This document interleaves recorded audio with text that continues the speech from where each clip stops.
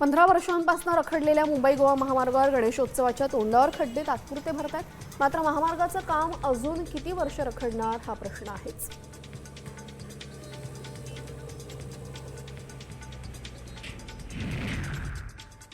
मुंबईकर चाकरमान्यांना आणण्यासाठी सिंधुदुर्गातील 110 ST buses मुंबईमध्ये पाठवलेल्या आहेत. त्यामुळे सिंधुदुर्गामध्ये 230 फेऱ्या रद्द केल्यामुळे नागरिकांना याचा फटका बसलाय. जिल्हांतर्गत प्रवासी आणि मुंबईवरून येणाऱ्या गणेश भक्तांनी देखील यावर नाराजी व्यक्त केली आहे. सावंतवाडीमधल्या इंसुली इथं ग्रामविकास अधिकाऱ्याला 40,000ची लाच घेताना एसीबीच्या अधिकाऱ्यांनी रंगेहात पकडले. त्यावेळेस मळगाव येथील एका गृहनिर्माण प्रकल्पाच्या घरपट्टी आकारणीसाठी लाच ज्ञानदेव चौहान यांनी मागितली होती. पोलिसांनी त्याला अटक केलेली आहे.